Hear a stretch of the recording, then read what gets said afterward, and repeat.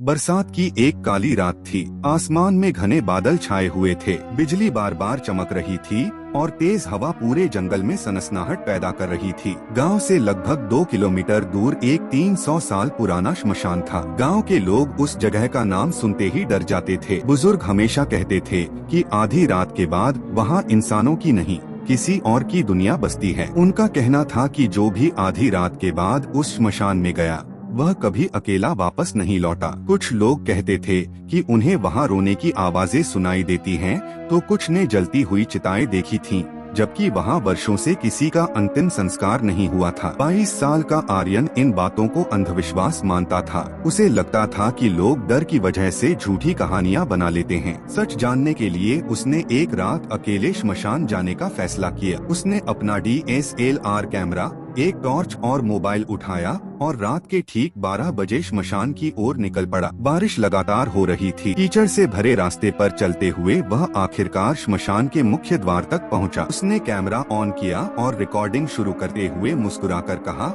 आज पता चल ही जाएगा कि गांव वालों की बात सच है या सिर्फ डर। धीरे धीरे वह अंदर बढ़ने लगा। चारों तरफ टूटी हुई चिताएं, पुराने पत्थर और राख फैली हुई थी। बरगद के विशाल पेड़ हवा में ऐसे हिल रहे थे जैसे कोई उन्हें जोर जोर से झुला रहा हो। पहले कुछ मिनट तक सब सामान्य लगा। आर्यन ने राहत की सांस ली और कहा, यहाँ तो कुछ भी नहीं है, लोग बेवजह डरते हैं। इतने में उसकी टॉर्च अचानक टिमटिमाने लगी। उसने उसे थपथपाकर ठीक करने की कोशिश की, लेकिन रोशनी बार बार कम और ज्यादा होने लगी। उसी समय हवा इतनी तेज चली कि जमीन पर पड़ी राख हवा में उड़ने लगी। पूरा श्मशान धुंध और राख से भर गया। अचानक उसके पीछे से किसी के पैरों की आवाज, ठक ठक। आर्यन तुरंत पीछे मुड़ा, लेकिन वहाँ कोई नहीं था। उसने सोचा शायद कोई जानवर होगा। वह दोबारा आगे बढ़ा, तभी उसकी नजर सामने पड़ी एक पुरानी चिता पर गई, जो अचानक अपने आप जल उठी। तेज लपटें अंधेरे को चीरते हुए ऊपर उठने लगी। आग के सामने सफेद कपड़े पहने एक इंसान जैसी आकृति पीठ करके खड़ी थी।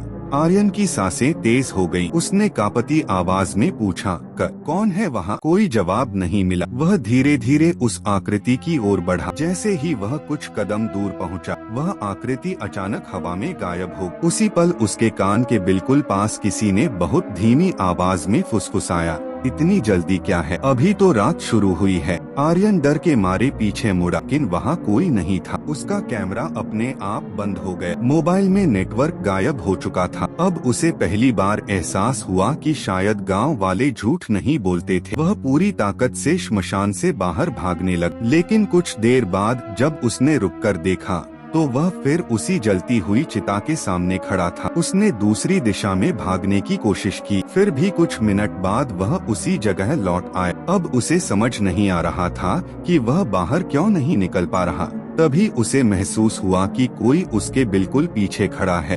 उसने हिम्मत करके धीरे धीरे पीछे मुड़कर देखा। इस बार वहाँ एक भयानक जली हुई आकृति खड़ी थी। उसका पूरा शरीर राख और जले हुए मांस से ढका था। आंखें अंगारों की तरह लाल चमक रही थीं और चेहरे पर एक ऐसी मुस्कान थी जिसे देखकर किसी का भी खून जम जाए। वह आकृति धीरे धीरे आर्यन के करीब आई और फुसफुसाकर बोली, हर रात एक नया मेहमान आता है और फिर कभी वापस नहीं जाता। आर्यन जोर से चीखा। उसके हाथ से कैमरा छूटकर जमीन पर गिर गया। रिकॉर्डिंग चलती रही, लेकिन स्क्रीन पर सिर्फ अंधेरा दिखाई दे रहा था। सेकंड तक सिर्फ हवा, बारिश और किसी के भारी कदमों की आवाज सुनाई देती रही। अगली सुबह गांव के कुछ लोग श्मशान पहुंचे। वहां उन्हें सिर्फ आर्यन का कैमरा मिला। उसका कहीं कोई पता नहीं था। जब उन्होंने कैमरे की आखिरी रिकॉर्डिंग देखी तो उसमें राख पर अपने आप बनते पैरों के निशान दिखाई दे रहे। फिर कैमरे में एक धीमी डरावनी आवाज गूंजी, आज आर्यन,